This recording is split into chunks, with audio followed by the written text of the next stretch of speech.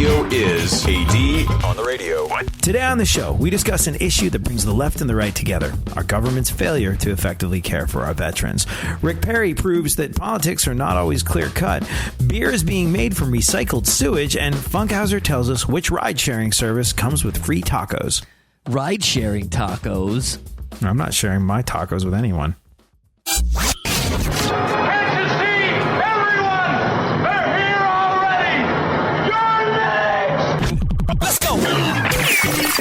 Welcome to the future, where the glass is half full and you'll need new glasses, where you'll be jumping from conclusions. The past is annulled, and a new future is born. Never before in history has so much meant so little to so many.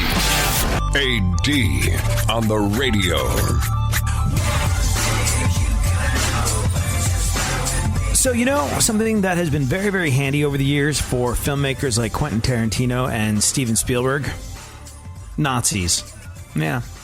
If you're a filmmaker and you're like Quentin Tarantino and you want an absolute bloodbath, you want blood, guts, and gore in untold amounts, if it involves the slaughter of Nazis, you can pretty much do what you want. It's an interesting one, to be sure. If you ever need a villain, if you ever need someone who is so clearly the enemy, you're not trying to mess with shades of dark and light, you're not trying to go for complicated character analysis, you just want something that is obviously evil and therefore okay to splatter all over the wall, a Nazi, that's helpful. When Indiana Jones needed an enemy, a Nazi, there you go. Clear, defined, easy to recognize bad guy. There are certain things in this world that unite us, and I suppose that would be one of them. And it's useful. It's a useful dramatic tool for a simple narrative. But you know what? Sometimes these things upon which we can all agree, are so very important.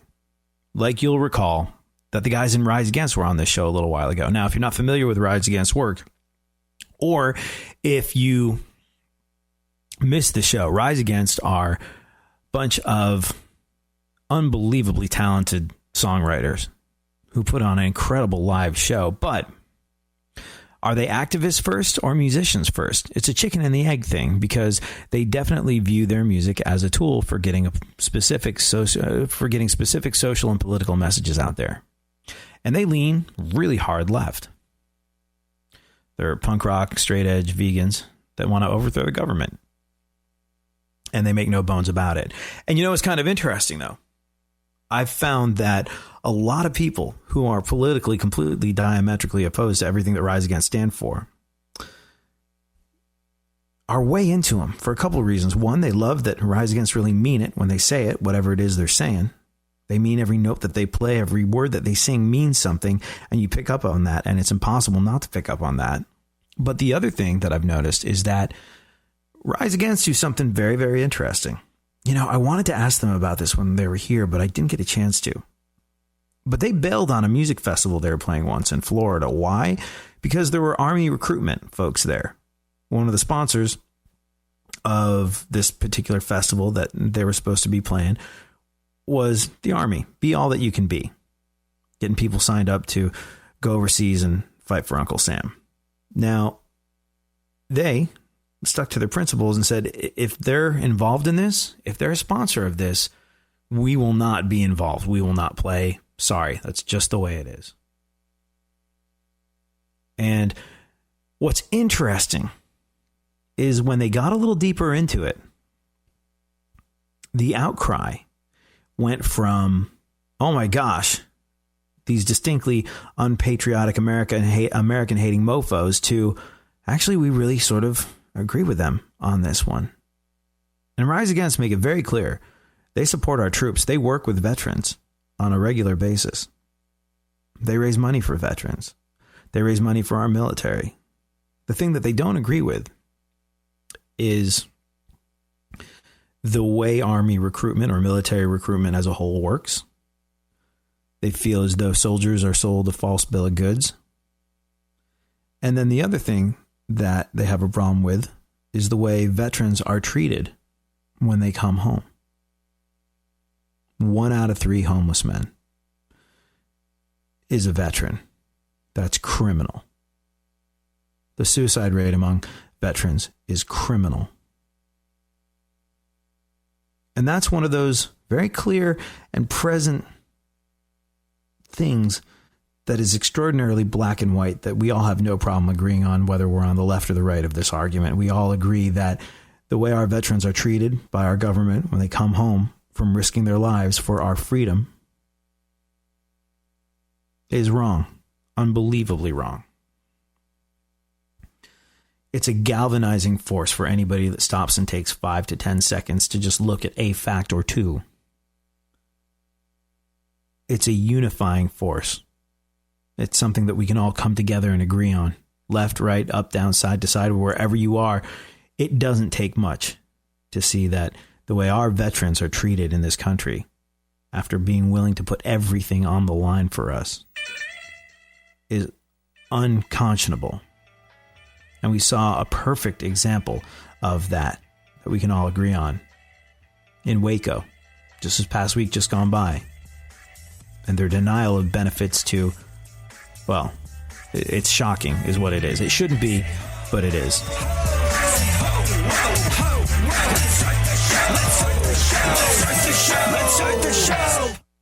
Real radio. 104.1.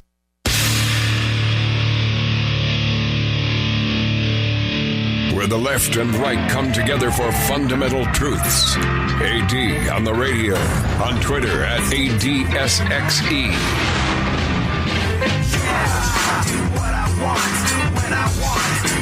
So if you're looking for common ground, if you're looking for something unifying, if you're looking for an issue on which all of us can come together and fight for what is right in a clear and obvious way, well, look no further, my friend, than your local VA office. Now, here's the thing. I'm not knocking people that work for the VA.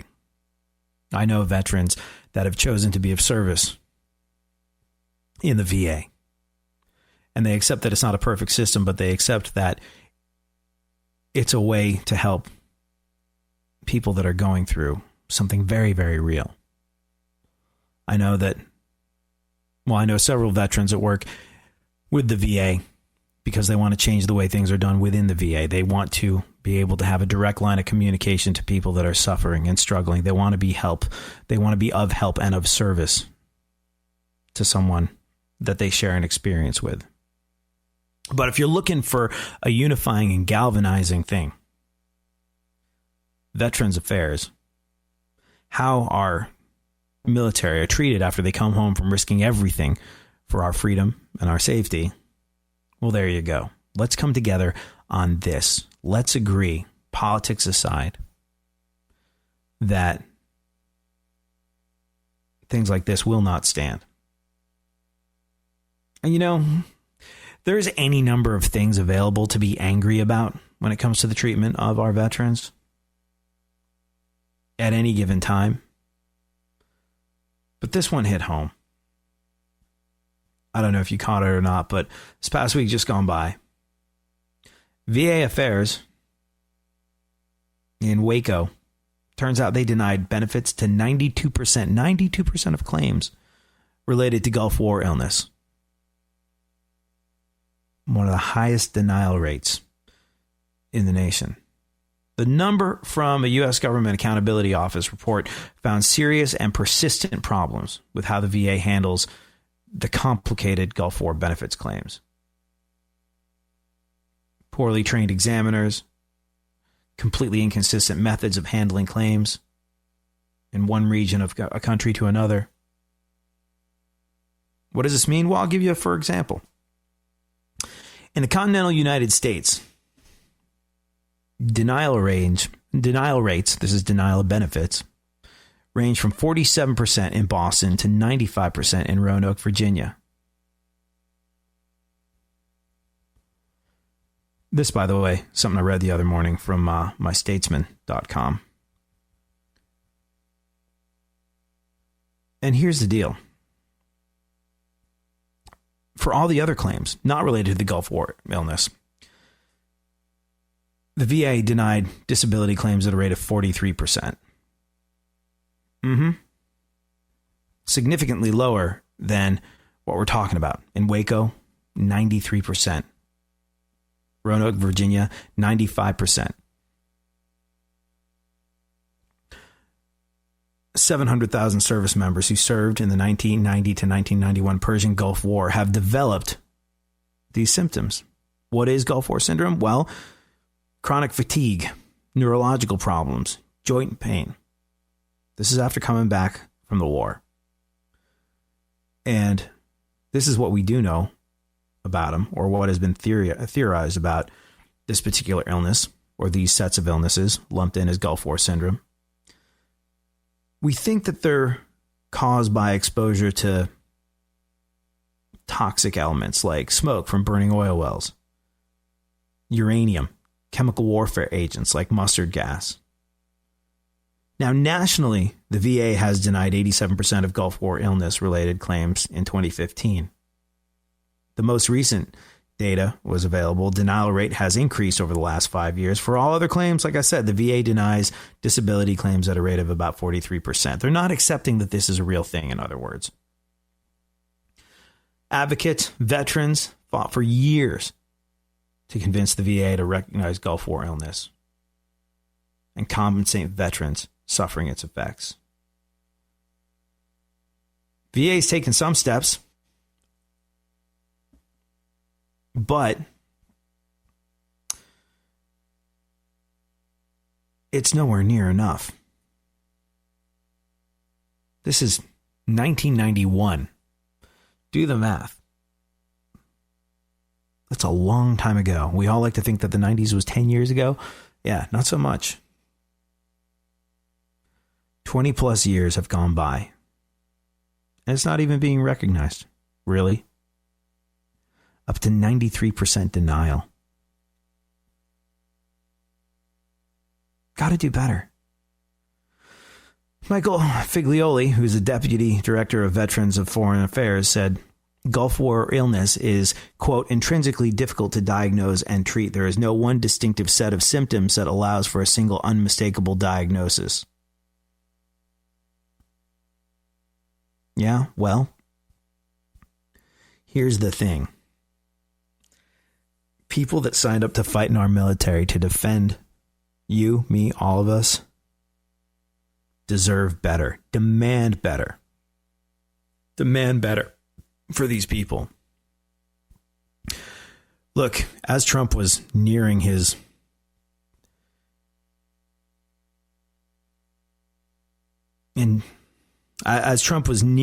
election, he trumpeted on about healthcare and doing what's right for veterans. Not even close. Not even close.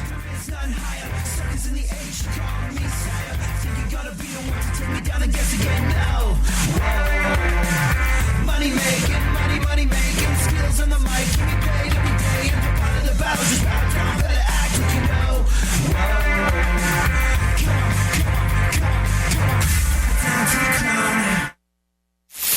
For more stimulation and less irritation, 9 out of 10 doctors choose KPRC AM 950, Houston's more stimulating talk radio.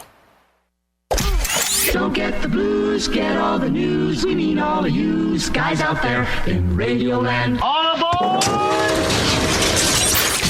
He's back. AD on the radio. Give it up, yeah. Give it up, yeah. Bring this on, come on, come on.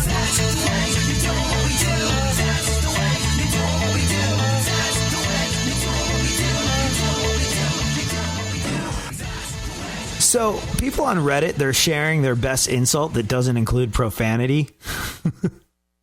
What's your best insult that doesn't use profanity, Funkhouser? And that's a hard one, but it's probably, I don't have one, really. It's hard for me to like insult people, let alone not use profanity while doing it. I have nothing but respect for you, and not much of that. That was Groucho Marx. And let's not discount the work of the bard. I wish we could become better strangers. Yeah, Shakespeare himself. Or, Shakespeare, I would challenge you to a battle of wits, but I see you are unarmed. Could you ask your mothers to stop barking? It's keeping me awake. Again, Shakespeare.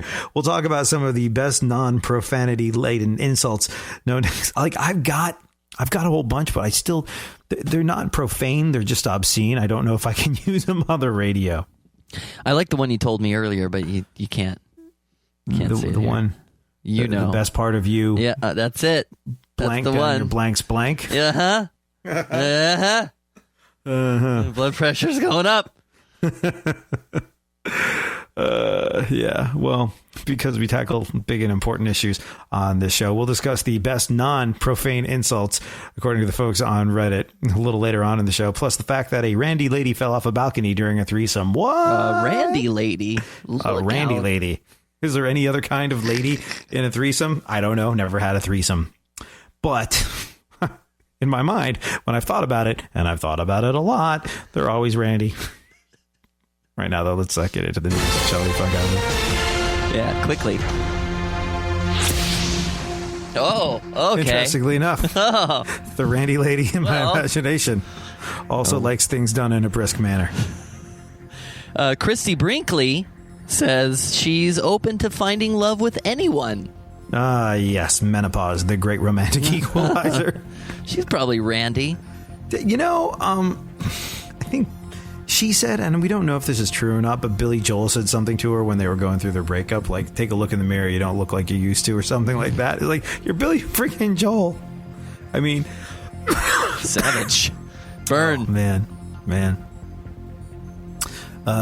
That daughter of theirs, Christy Brinkley, Billy Joel. Mm-hmm. I remember when she was growing up. Is she about our age or is she a little younger? I don't know. Could be about our age. I could look that Could up. be. I think, I don't know. But I remember seeing her and thinking, like, wow, Billy Joel's your mom, or Billy Joel's your dad, and Christy Brinkley's your mom. And Alexa Ray Joel. Yeah, you look you look more like Billy than Christy. And I thought that was an unfortunate. Well, still, I mean, take another look because. Oh yeah, how old she everything is at this point, everything all worked out in the end, and like, I mean, and you know, that makes me relate to her even more because, like, everything worked out in the end. What of it, Funkhouser? Oh, she's 31. Yeah. So, like, yeah, I remember.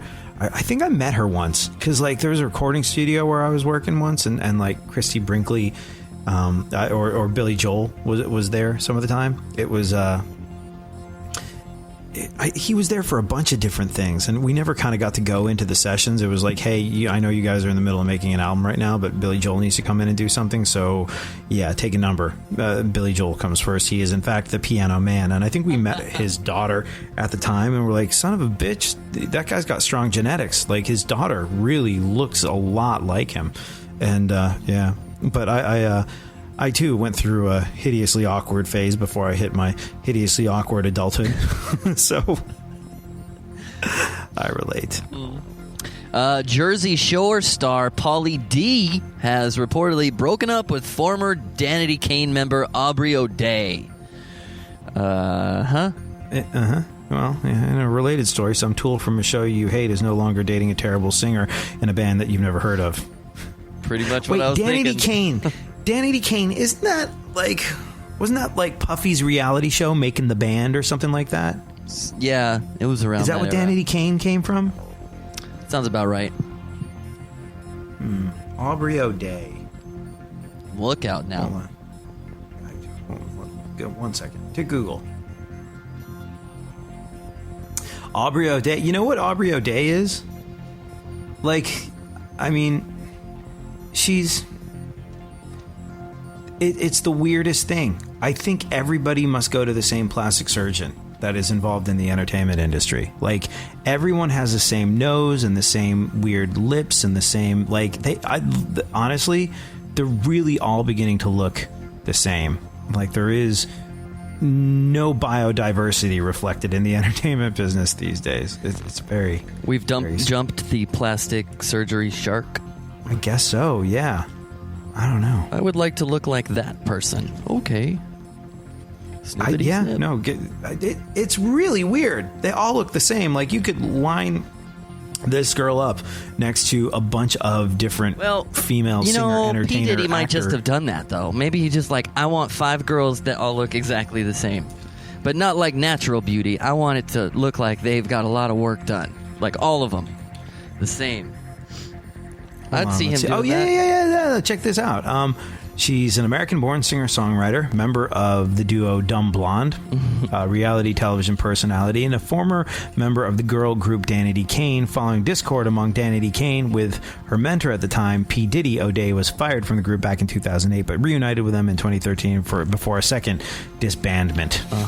Yeah. Right. Yeah. I really think we've spent enough time talking about her. But it really does boggle my mind how these people all go out and get the same like nose and lips and head and boobs and all that. Like, it's just, I don't know. I wonder how it works. It's all the same muscles that they twist. It's gotten to the point where it eats into, not that they care because I'm sure they're doing just fine, but it eats into my ability to be attracted to people that look that way. You know what I mean?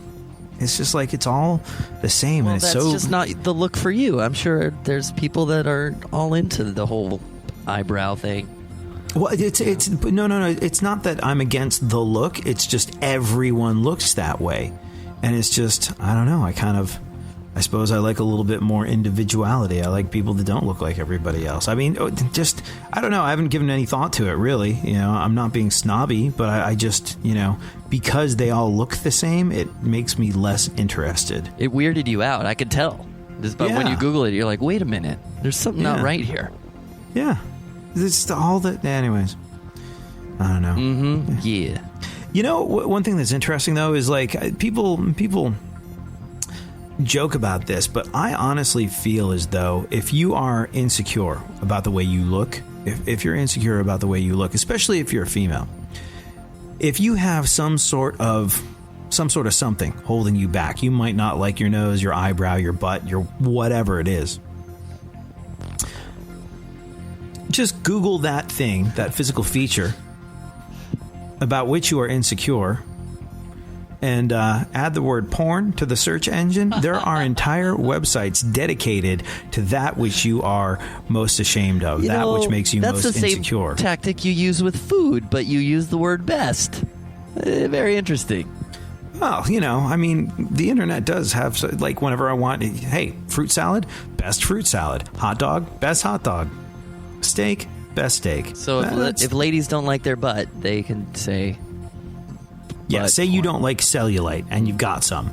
I without even going anywhere near Google, there are porn websites dedicated to women with cellulite. There's literally every kind of physical feature on planet Earth is celebrated by a group of people that are just way, way, way the hell into it. So yeah, if you're ever feeling insecure about any sort of like anomaly that you've got in, or just anything, you know, like there's gonna be people who not only are attracted to that, but who can only achieve look out, a certain level of physical completion and happiness if that trait is involved. Am I making myself clear? We should really almost move too on. clear. Wow. Shia LaBeouf is in the news. His wife says that he has a serious drinking problem. Though to be fair, so might she, considering that she willingly married Shia LaBeouf. Like, that guy is Sad. Another sad story. I never ever like to go in on people that have strange behaviors because there's so much going on that people don't know about. Like, you really don't know. Like, when at all possible, be kind, because you don't know what somebody is suffering through. You don't know what set of circumstances brought them to be doing something odd. And we've said this so many times on this show. Like, and by the way, Shia LaBeouf acts like a complete tool. Like, he said some truly terrible things to a cop when he was arrested. I think he was racist. He threatened gun violence. Like, these things are in no way, shape, or form excusable. But I am not super quick to rush to judgment in situations like this one. Just because, who was it? Was it Doug Stanhope? I can't remember. But it was one of those things where it really absolutely rang true when whoever said this. And I'd been saying things like it for a while, but say you are in the grocery store and someone's in a wheelchair and they're having problems reaching something. What are you going to do? You're going to be like, hey, can I help you? What shelf are you trying to get to? Can I wheel you to the next aisle? Whatever. You're going to you're going to absolutely extend every courtesy and piece of understanding that you can to someone who is differently abled when it comes to something physical and obvious that you can see, you can assess, and you can relate to. If somebody in that same grocery store is screaming at the top of their lungs in the way Shia LaBeouf is apt to do at times, then you're going to call for the manager and ask them to be removed because they're getting in the way of your shopping experience, or you're going to call a cop and ask for them to be removed because you feel unsafe around them. And it's just incredible. It's incredible the disparity in our levels of compassion for those that are suffering from something physical and obvious that we can understand and wrap our heads around, versus the compassion we have towards someone that is going through something mental. They could have been one of those veterans that had been denied help for Gulf War syndrome. They could have been someone who's on the verge of suicide. If they're homeless and they're a guy, like I said, there's a 1 in 3 chance that that person put on a uniform and risked their lives for our lives and our freedom. So that I guess is why I'm not so quick to judge when it comes to things like mentally something's up. You know, it's just not. It's not my place to judge. I don't feel I should judge, and I don't feel like it's productive for anyone to add to a dialogue of judgment in those things. What are you saying, Funkhouser? Not us. Not us. I'll just report more bad news then. How about this? Sure, yeah. The Biebs, Justin Bieber says he didn't cancel his concert tour because he rededicated his life to Christ. That's what people were thinking. Yeah. There was this idea that Justin Bieber was bailing on his tour dates because he was getting super religious. And even though Justin Bieber did not cancel his tour dates due to his religious beliefs, the news still deserves a handy "Thank you, Jesus." You see what Doug Stanhope wrote about that? What did he write? I can't remember, and even if I did, I couldn't say it. So you should just go on Twitter and look. But when the Biebs announced that he was canceling his tour, Stanhope went on one, and there's a lot of tweets. Hold on. Yeah. Now we have to know. Well, to Google. Or to Twitter? To Twitter, yeah. He was trying to start some stuff with the Biebs. I don't know if it worked. I don't know. I don't know if this is in relation to the Biebs specifically. Maybe we could be more respectful of the listeners' time. Oh, I'm sure they're all daydreaming the same way we are while we're Googling. Hey, ASPCA, how about showing a few after I donated pictures of happy and healthy puppies during your ruin your dinner sad commercials? He's a great Twitterer. Just read Stanhope tweets. All right. Well, maybe we'll get into what he had to say about the Biebs a little later on. Go on. Kim Kardashian is her surrogate is 3 months pregnant. Oh, well, good. Surrogate.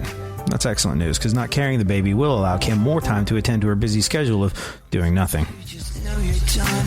You're longing for that shining sun. You walk these streets most every day. You're waiting to get washed away.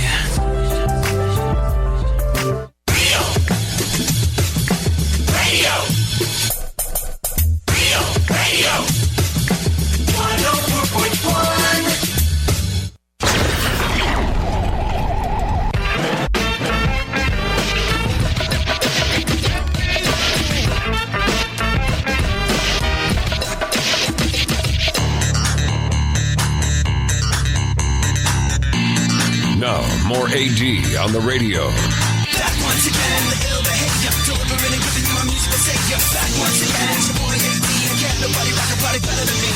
Back once again, the ill behavior. Randy Lady falls off balcony. This is headline news, and we'll discuss the full scenario a little later on. Plus, the best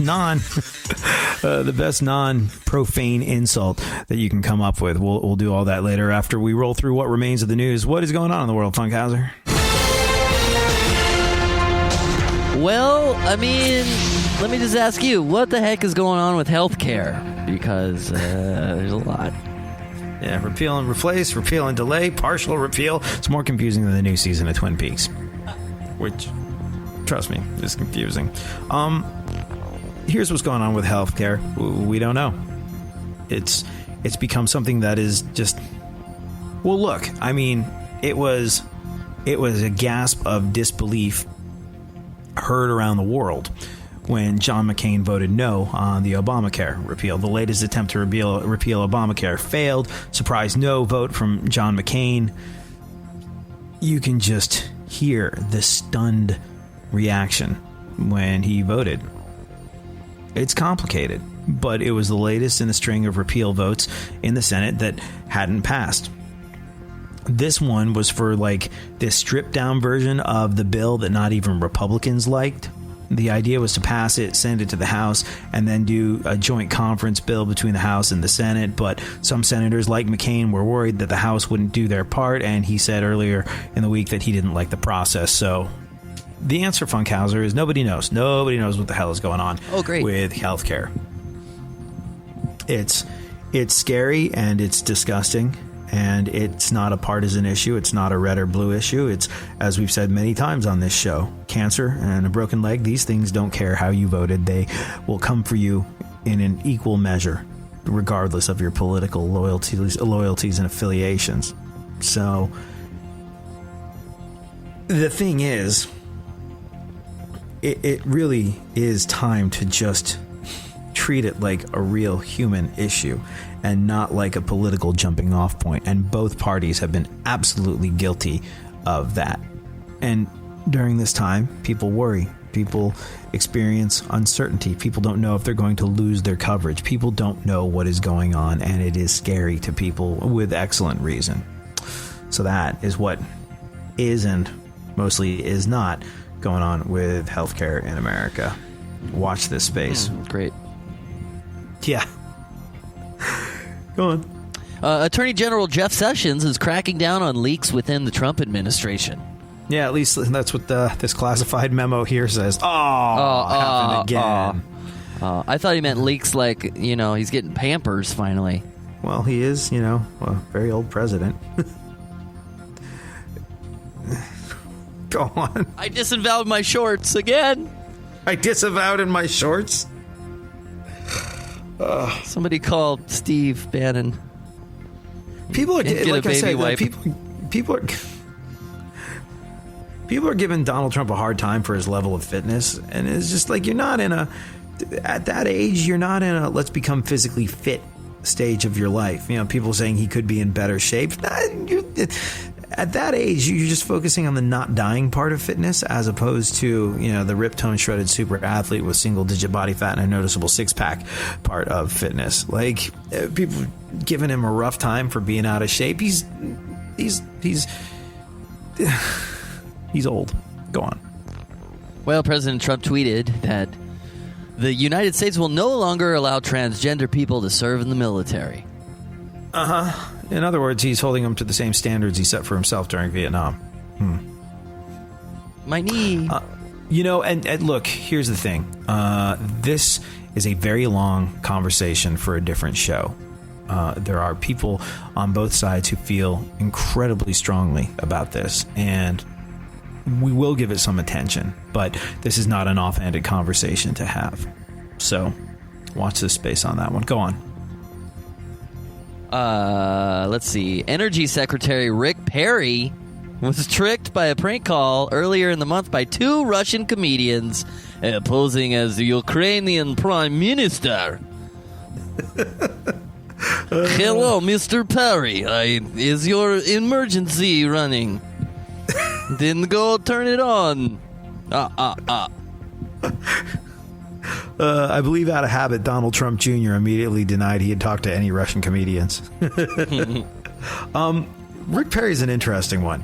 Like, he really is. As you probably know, I spent a good portion of my life in Texas and lived there for many, many years and loved the great state of Texas and call it my home. And, despite the fact that I'm a diehard New York Mets fan, Texas has my heart in a way that only Texas can. And Rick Perry was by many people regarded to be, just not the brightest bulb. Oops. Rick Perry was regarded by a lot of people to be a dumbass. But here's the thing, and this is why politics aren't simple. This is why they're not clear and concise and easy to make your mind up on. Rick Perry, during a presidential debate with Barack Obama, I believe it was unable to name the various branches of government successfully. That is not presidential material right there. And anyone who wants to say the guy's a dummy can point to that, and you really have very little argument when you say, but no, he's smart or good because of blank. But you know what I think is really interesting about Rick Perry? His glasses? He did this thing.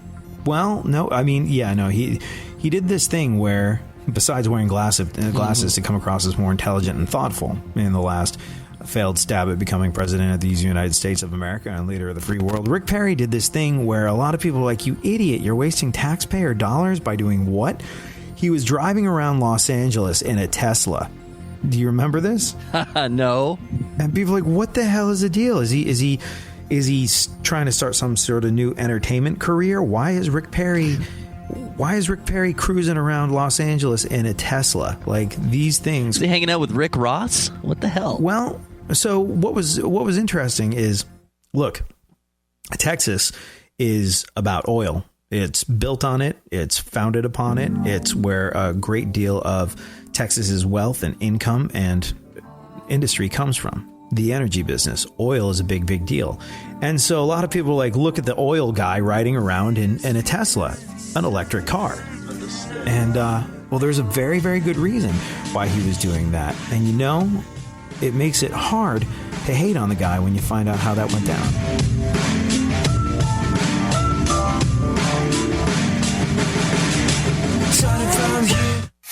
Leave the stimulation to the professionals. Everyone is so smart. KPRC, more stimulating talk radio.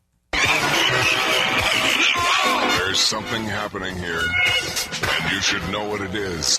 The dumbing up of America. Now, more AD on the radio.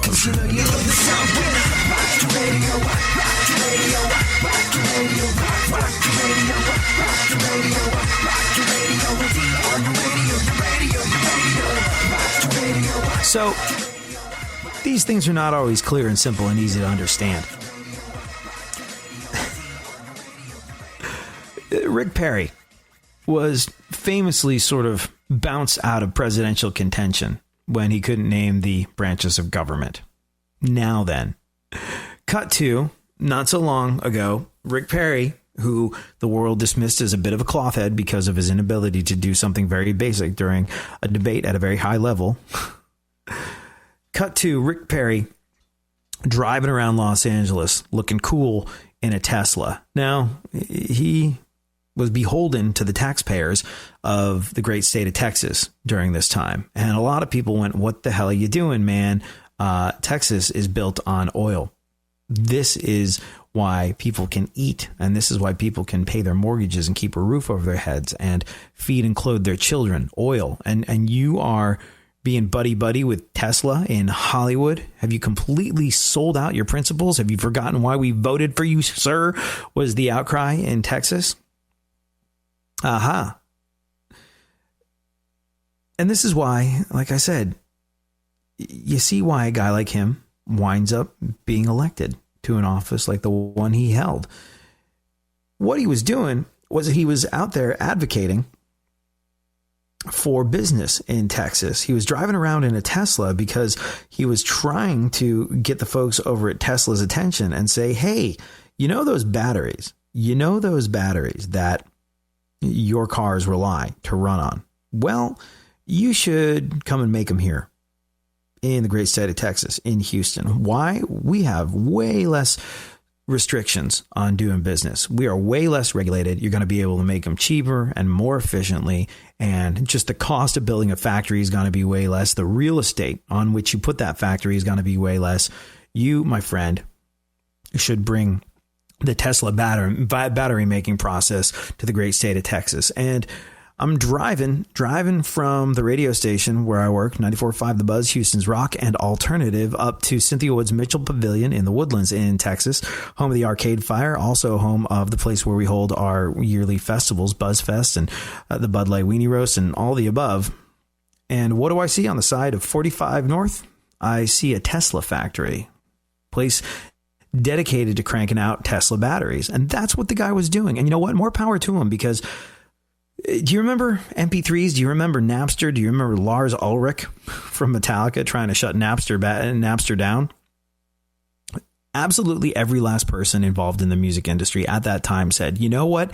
If we had embraced the MP3, if we had embraced digital music, if we had tried to figure out how to make money off of it, instead of trying to suppress it, trying to shut down Napster, trying to stop the spread of the MP3, then we would be a completely different music industry now. We're a shell, a husk, a mere skeleton of what we once were, and it was because we tried to suppress new technology. And what Rick Perry did was he went, hey, Texas, this is the energy state. Houston, Texas is the energy town. You, Tesla folks, why don't you bring your considerable business to Texas to create jobs and opportunity for the people of Texas, and an opportunity for you to create a new energy source more cheaply, more efficiently, that benefits the entirety of the rest of the world. He did not do what a lot of folks in the world of entertainment did. He didn't try and suppress digital media. He realized the genie was out of the bottle, and he realized that to serve the people that had voted him in, who paid his salary, he was going to have to do something that created jobs for them and kept the energy business alive. And that's exactly what he did. So it's easy to look at Rick Perry and go, you idiot, because of a number of different things. But bottom line is, I understand why people voted for him, because he advocated for the people of Texas. He advocated for job creation. He advocated to keep people employed and not let their main source of income fly the coop in the face of technology. So there you go. What else, Funkhouser? Well, during a road rage incident, a Massachusetts woman took off her shirt and charged a man while holding a dagger. Why do these things never happen to me? Woman is being charged with assault and mammary. Oh, that's wonderful. Thank you. Thank you very much. Yeah. Thank you. Brewery in Arizona is going to make a beer from recycled sewage water. Oh, no kidding. Recycled sewage water beer. Who would drink that, you ask? Well, I'll tell you. If you call it a craft beer, pretty much any white person. There you go. Isn't that what PBR is made out of anyway, now? Don't know. Lyft will soon offer to take customers to the nearest Taco Bell for a free taco en route to their final destination. No kidding. That is awesome. So if you are, if you're getting ready to hit the town, maybe going out on a Friday or Saturday night, and you're looking at your two ride-sharing services, trying to figure out... Probably on the way home, I would think. Which one do I want to go with? Your decision got that much easier. Go with the one that comes with a free taco. As Funkhouser said, Lyft will soon offer to take customers to the nearest Taco Bell for free tacos en route to their final destination, and probably one more stop right after for Pepto-Bismol and soothing flushable wipes. That's why I said probably on the way home, not the way to. Yeah, the way to. Yes. The sperm count of Western men is at an all-time low. Yeah. If you are a guy in America or any other part of the Western world and you are looking to become a parent, well, apparently it's more difficult than ever before, just because, like Funkhouser said, the sperm count of Western men is at an all-time low. I personally blame man buns, Crocs, and skinny jeans. What can we do? Quick, guys. Let's all talk about how that makes us feel. That should help. Japanese woman contracted a strange virus from a stray cat. Yeah, she got really sick, which is sad. But she also got really good at the upright bass, so that was good.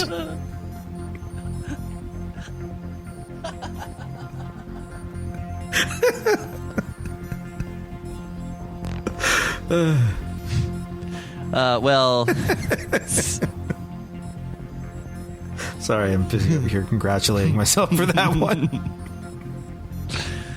Sources say Attorney General Jeff Sessions is growing pissed with President Trump's President Trump constantly insulting him, but he will not quit. Yeah, why would Sessions quit? Why would Sessions quit when really his only other job option is assisting Santa Claus or baking cookies in a hollowed out tree? I don't recall these things. I just simply do not recall. Go on. A Wisconsin company is implanting chips in employees' hands. What? That sounds terrible. A Wisconsin company is implanting chips in employees' hands. It does sound very Orwellian and 1984-esque, but you got to bear in mind this is Wisconsin, so I'm going to go out on a limb and guess the chips are probably Pringles. I always wonder about this microchipping people, which, you know, that's a slippery slope, but I do... Look, it's common practice to microchip your dog, right? And I always wonder about doing that with children, you know, like, yeah, you're going to microchip your kid when they're 18. When they're an adult, they can choose to have that microchip removed or not. And look, I know there's so many people going like, what are you talking about? That's right up there with eugenics. Are you crazy? Are you nuts? Like, at what point do you want to let the government into your life? But just, you know, I mean... Couldn't it be some sort of, like I said, slippery slope, but I always wonder about that, you know, where people like, you microchip your dog, why not your kid? And I go, you know, I have a hard time, I mean, missing children. What a horrific and terrifying thing. Like my mom will tell you the story once of going to the beach with me, and, you know, I'm there literally 5 feet from her, playing in the sand, having a great old time, little blonde kid at the beach, playing in the sand, having an awesome time, and then I turn around and I'm not me, I'm some other kid, and she freaked the hell out. She was watching me attentively at the beach, and, you know, I guess I looked a lot like some other kid, and I wandered off, and fortunately, she found me at the Children's Lost and Found a little while after that, and it all worked out, and I grew up relatively undamaged by the whole thing, but, you know... I had this thing in my car. It was great. Remember when we were in Vegas for that convention, Funkhouser, the Radio Contraband convention, that big rock radio thing? Where I did not get the award I was nominated for.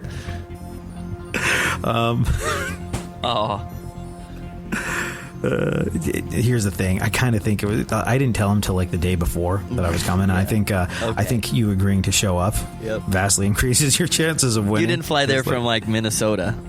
No. Furthest one away one. Yeah. No, I think the person who's ticketed, because the awards were really nice. They're really nice, and they involve like metal and engraving and all this sort of stuff. Maybe next year. But I didn't tell him I was coming until the day before. So I was like, people are like, you're totally gonna win. Like, Funkhouser, you were like, you're gonna win this. You were a shoe-in. You are major looking market around assistant at this program room. director of the year without a question. I was like, no, I'm not. They only found out yesterday that I'm going. You know, there's at least a week turnaround time. But on they're probably scrambling in there. Yeah. Now they know you're coming. They're gonna put you on top. Anyways, but how'd we get on this? OnStar. Vegas. Oh yeah. So, when you park your car in Vegas and don't see it again for the next 3 days, good luck remembering where you parked it. It's not like a place that you usually go. And you know what? You can take a picture of the floor that you go. But Vegas is a large, unwieldy, and overpoweringly twisty-turny type of place. Does that make sense, Funkhouser? Lots of places I get lost to park. going. I would get lost going from the elevator to the buffet at that joint. And so... I really didn't know where the hell I was. And I have this thing. It's like, I can't remember what it's called. It's like LoJack, but one better. Meaning you don't have to call a third party to know where the hell your car is. You just turn on the app and it'll be like, you are 20 feet away from your car. That's how I found my freaking car. I did wind up on the wrong floor though, because I'm like, I'm here in the right corner of the parking lot. I was like, I must be exactly one flight up or one flight down. Got a lot of exercise that day. But at least I knew I was in the right ballpark. But the idea of microchipping people, while scary in its inception, has been something that has occurred to me many times. It was so useful to be able to find my car. Imagine the panic when you can't find your car. Now multiply that by the appropriate amount when you can't find your kid. So I see why people would be interested in doing it. And believe me, I understand. It's a slippery slope. I understand it's a road that you just don't want to go down. But... We have no privacy left, by the way. Everything is listening to us. And I tell you this because, do you know what crepe erase is, Funkhouser? What's that? I guess when like people get older, they worry about having skin with a quality of crepe paper to it. Really? Yeah. Oh, man. And another thing to worry about. I woke up to this infomercial, like it comes on after whatever the hell TV show you're watching is over. I woke up to a crepe erase commercial like 2 or 3 times. Crepe being erase. Like, what the hell is this? Crepe erase? This is strange. I swear to you, this morning I got spam email about buying crepe erase. Never heard of it before. So everything's listening to us. The sense of any kind of privacy in this world is absolutely done. So what I'm saying basically is microchip your kid.